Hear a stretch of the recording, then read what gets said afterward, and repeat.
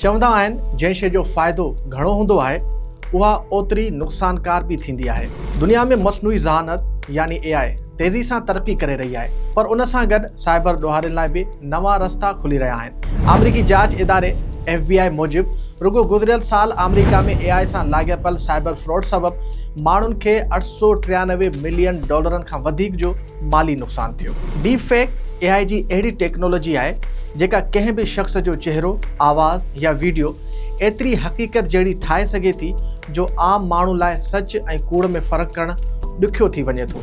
माहिरनि जो चवणु आहे त हाणे फ्रॉडी माण्हू ज़ूम या माइक्रोसॉफ्ट टीम्स जहिड़ियुनि वीडियो मीटिंगुनि में बि जाली चहिरा इस्तेमालु करे सघनि था। जेकॾहिं कंहिं शख़्स ते शक हुजे त खेसि कैमरा अॻियां मुख़्तलिफ़ अंदाज़ में हलणु या मथो फेराइण लाइ चओ, छो त केतिरा ई डीप फेक फिल्टर अहिड़ी हरकत दौरान पंहिंजी हक़ीक़त लिकाए नथा सघनि। FBI ख़बरदार कयो आहे त फ्रॉडी माण्हू मशहूर शख़्सियतनि, कंपनियुनि जे CEOs या ॿियनि मोतबर माण्हुनि जा जाली वीडियो ऐं आवाज़ इस्तेमालु करे माण्हुनि खे सीड़पकारी या पैसा मोकिलण लाइ वरगलाइनि था।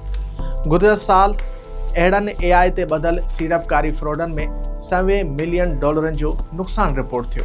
माहिरनि मूजिबि AI रुगो कुझु सेकंडनि जी ऑडियो मां कंहिं बि शख़्स जे आवाज़ जी इंतिहाई वेझी नक़ल तयारु करे सघे थी। इन करे जेकॾहिं अव्हां खे कंहिं वेझे माइट या दोस्त जे नाले सां एमरजेंसी में पैसा घुरण जी का कॉल अचे त फौरी तौर पैसा मोकिलण बदिरां ॿिए नंबर ते फ़ोन करे या कंहिं ॿिए ज़रिए उन शख़्स सां तस्दीक करियो। AI हाणे कमज़ोर पासवर्ड जो आसानी सां अंदाज़ो लॻाए सघे थी, ख़ासि तौर जेकॾहिं उहे अॻु में कंहिं डेटा लीक में ज़ाहिर थी चुका हुजनि। माहिर सलाह ॾियनि था त घटि में घटि 12 अखरनि वारो मज़बूत पासवर्ड इस्तेमालु करियो। मल्टी फैक्टर ऑथेंटिकेशन लाज़मी फ़ाल करियो।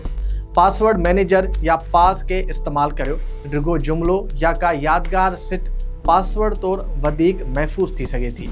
कैप्चा जो मतिलबु हिकु अहिड़ी ख़ुदकार टेस्ट आहे जेका इहो जाचण लाइ इस्तेमालु थींदी आहे त वेबसाइट इस्तेमालु करण वारो शख़्स इंसान आहे या कंप्यूटर रोबोट, उन खां कीअं महफ़ूज़ रही सघिजे। साइबर ॾोहारी हाणे जाली कैप्चा सिफ़ा बि ठाहिनि था।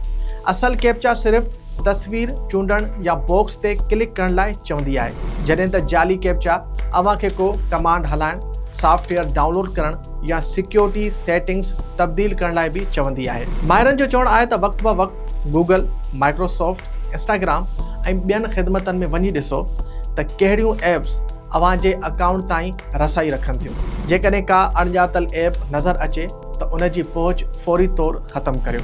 AI असांजी रोज़ानी ज़िंदगी खे आसान बणाए रही आहे, पर उन जो ग़लति इस्तेमालु बि तेज़ी सां वधी रहियो आहे। इन करे हर लिंक, हर फ़ोन कॉल, हर वीडियो ऐं हर माली दरख़्वास्त ते बिना तस्दीक जे भरोसो न करियो। थोरी एहतियात, मज़बूत सिक्योरिटी ऐं वक़्त सिर तस्दीक अव्हां खे वॾे साइबर फ्रॉड खां बचाए सघे थी।